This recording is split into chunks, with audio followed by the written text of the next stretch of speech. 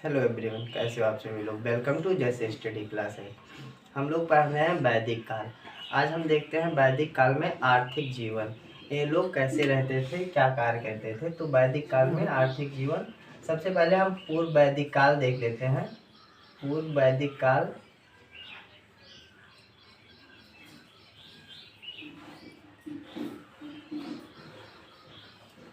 का आर्थिक जीवन।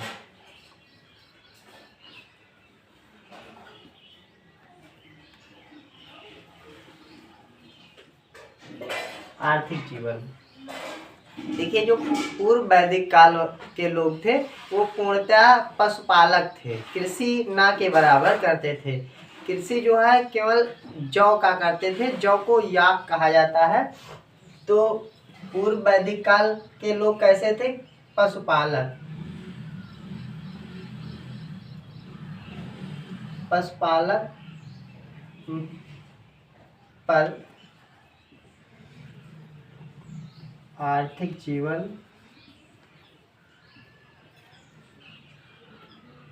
का आधार। पशुपालन आर्थिक जीवन का आधार, पशुपालक नहीं, पालन कर देते हैं, आर्थिक जीवन का आधार था। यानी ये पशु पालते थे। अगर देखा जाए तो जो पूर्व वैदिक काल में है, ज्यादातर लड़ाइयाँ पशुओं को लेकर हुई हैं। कृषि ना के बराबर करते थे, यानी कृषि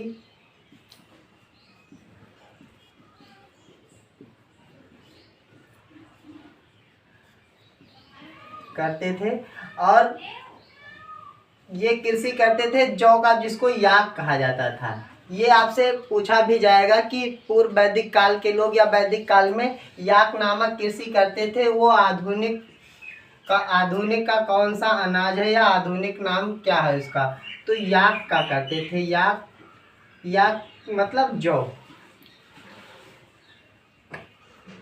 जौ की खेती ये करते थे। याक नहीं, याव वाह कहते थे। याव याव याव कहते थे। तो इसको जौ कहते हैं इस समय। अगर देखा जाए ऋग्वेद में, तो सबसे ज़्यादा जो बार जिस पशु की उल्लेखन हुई है वो घोड़ा है। घोड़े के उल्लेख जो है, घोड़े उल्लेख 215 बार मिलते हैं। 215 बार ऋग्वेद में मिलते हैं।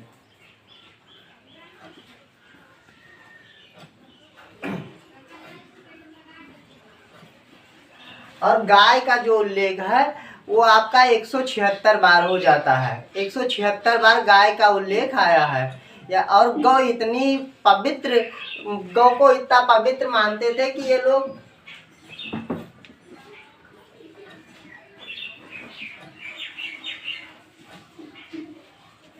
176 बार गाय को इतना पवित्र ये लोग मानते थे कि इसी के नाम पर ही ज्यादातर चीजों का नाम रख देते थे। जैसे कि गौधूल बेला कर देते थे। गौधूल बेला मतलब शाम का टाइम। और दुहिता कर देते थे, यानी जो दूध दोहे, यानी पुत्री को दुहिता कहते थे। और गौहना या आघन्य कहते थे किसको? जो मारे जाने योग्य ना हो या जिसकी हत्या ना की जाए, आघन्य। आघन्य को गाय को कहते थे। और गौहना जिसको अतिथि, अतिथि को क्या कह देते थे? गौहना। तो ये आप याद रखेंगे टर्म। जैसे गौहना, गौहना किसे कहते थे? अतिथि को। अतिथि। दुहिता, दुहिता जो दूध दूहती हो, यानी पुत्री। ये कार्य कौन करती थी? पुत्री। तो पुत्री को क्या कहते थे? पुत्री को दुहिता कहते थे।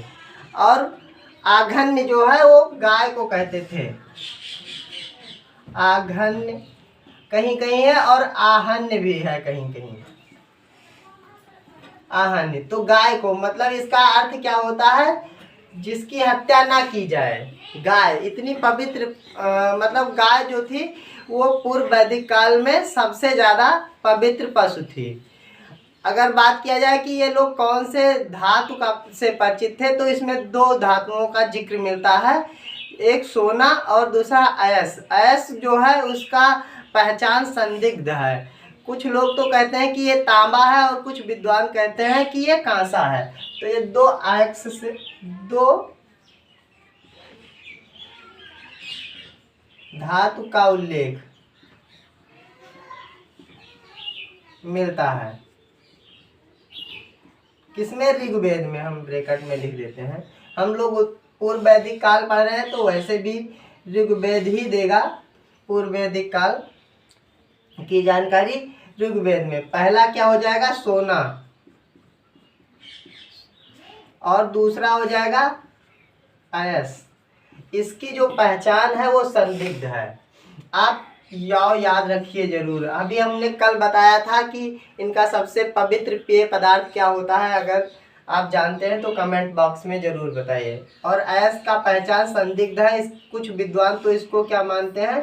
कांसा, कांसे से पहचान की जाती है, और कुछ लोग तांबा मानते हैं, तांबे से पहचान करते हैं।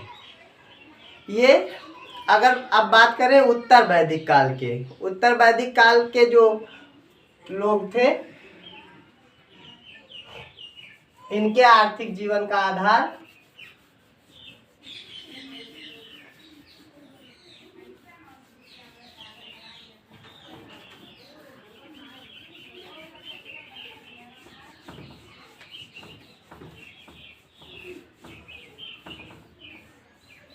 तो उत्तर वैदिक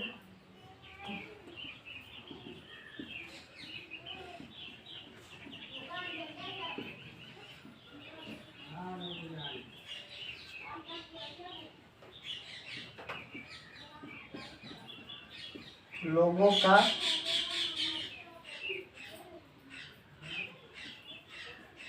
आर्थिक आधार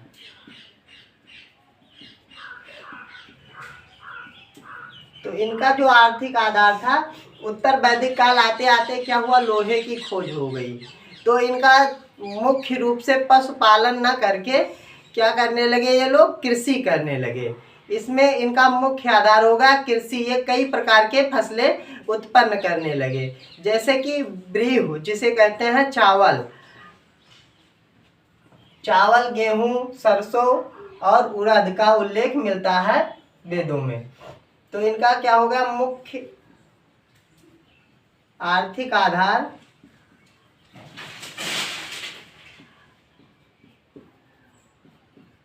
कृषि हो गया। पशुपालन की जगह पर कृषि हो गया। ये लोग किसका? व्रीहि मतलब क्या होता है? चावल, व्रीहि। और गेहूं की खेती करते थे। गेहूं को ये लोग कहते थे गोधूम। गेहूं को क्या कहते थे? गोधूम। इसी के साथ सरसों, ये गोधूम हो गया, गेहूं, सरसों और उड़द की खेती का उल्लेख मिलता है। इसमें क्या हुआ? ये दो धातु ये लोग भी जानते थे, जिसमें से जो सबसे प्रसिद्ध है लोहा। लोहा से कृषि, लोहे से क्या होगा? लोहा की पहचान की वजह से फिर से एक नगरीय क्रांति होगी 6वीं शताब्दी ईसा पूर्व। वो हम अगले क्लास में पढ़ेंगे। लोहा और तांबे का उल्लेख मिलता है। अब बात किया जाए सामाजिक जीवन की इनके, कि ये लोग सामाजिक में रहते कैसे थे। तो हम सबसे पहले सामाजिक जीवन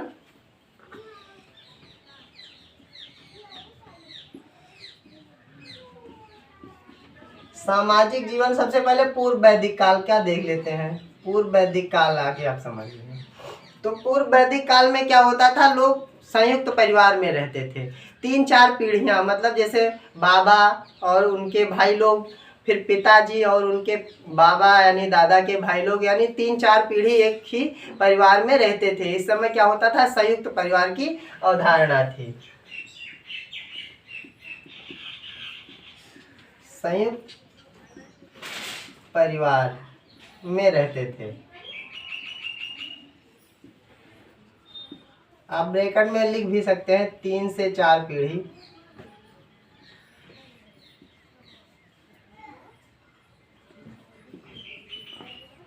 पीढ़ी के लोग एक ही परिवार में रहते थे। इस समय क्या थी, सबसे बड़ी खासियत थी कि पूर्व वैदिक काल में जैसे बाल विवाह हो गया, सती प्रथा हो गया, पर्दा प्रथा हो गया, ऐसी कोई भी अवधारणाएं जो गलत समाज में है वो थी ही नहीं। यानी बाल विवाह, सती प्रथा, बाल विवाह, सती प्रथा, पर्दा प्रथा, पर्दा प्रथा ये क्या थी, ये है ही नहीं। इस पे हम गुणा का निशान लगा दे रहे हैं, मतलब है ही नहीं। और उस समय क्या होता था, विधवा विवाह आप करा सकते थे, मतलब विधवा विवाह ये लोग कर सकते थे। विधवा का पुनर्विवाह होता था और स्त्रियों को शिक्षा में अधिकार था। स्त्री की जो स्थिति थी वो बहुत अच्छी ही थी। स्त्रियों को शिक्षा का अधिकार, शिक्षा का अधिकार था। और क्या होता था, विधवा विवाह होता था, विधवा पुनः विवाह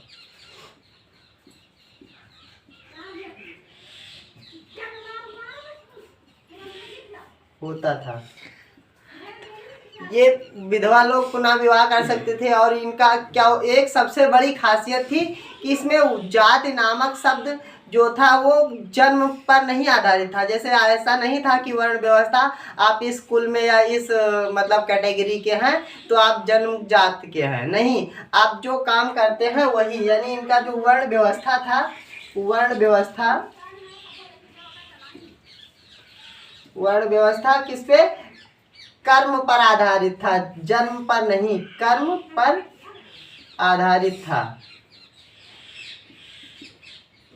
जैसे एक उल्लेख मिलता है ऋग्वेद में, एक व्यक्ति कहता है कि मैं जन्म से सैनिक हूँ, यानी क्षत्रिय हूँ।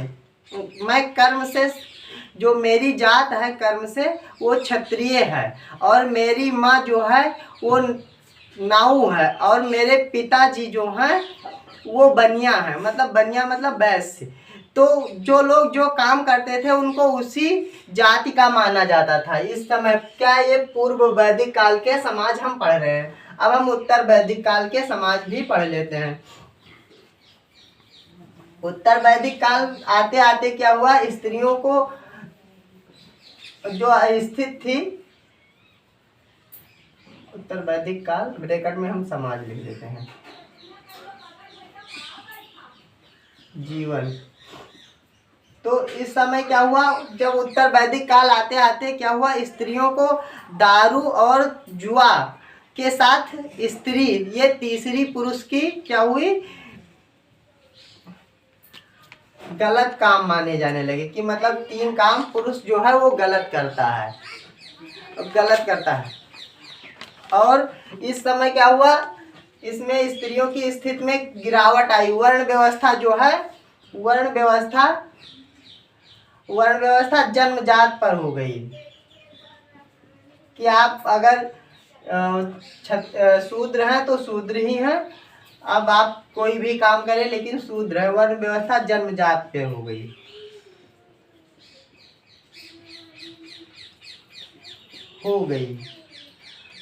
स्त्रियों की स्थिति में गिरावट।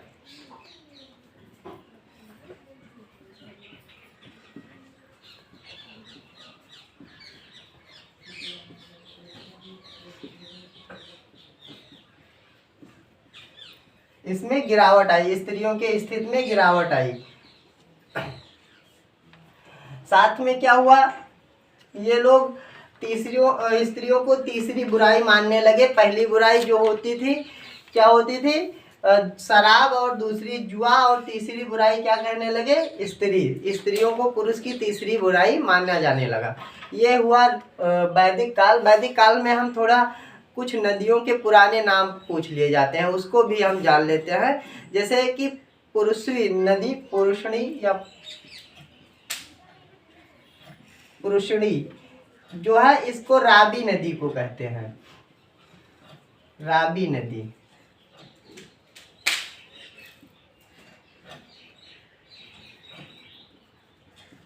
इस समय वर्तमान की जो है रावी नदी है उसको कृष्णी कहते हैं और झेलम को बितास्ता कहते हैं, बितास्ता। झेलम को,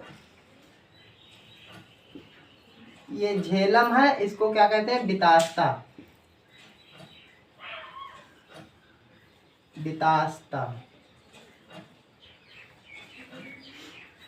बितास्ता झेलम को कहते हैं। ब्यास को बिपाशा कहते हैं, ब्यास को क्या कहते थे ये लोग, ब्यास नदी जो इस समय की वर्तमान है उसको बिपाशा। पुरुषणी रावी नदी को ये लोग पुरुषणी कहते थे, झेलम को क्या कहते थे, बितास्ता, और बिपाशा जो है ब्यास को कहते थे। ये नदियां जो हैं एक चेनाब है जिसको अस्किनी कहते थे, अस्किनी। अस्किनी किसे कहते थे, ये चेनाब। ये एग्जाम में पूछ लिया जाता है, पुराने नाम देके आधुनिक नाम या आधुनिक नाम देके पुराने नाम पूछ लिए जाते हैं कि वैदिक काल के लोग इस नदी को किस नाम से जानते थे, या हम लोग बितास्ता कौन सी नदी है वर्तमान में, वैदिक काल के लोग बितास्ता को क्या कहते थे। ऐसे क्वेश्चन पूछ लिए जाते हैं। वीडियो अच्छा लगा तो ज़्यादा से ज़्यादा लोग के पास शेयर कीजिए। अब हम अगली वीडियो में मिलेंगे 6वीं शताब्दी ईसा पूर्व में। Thank you.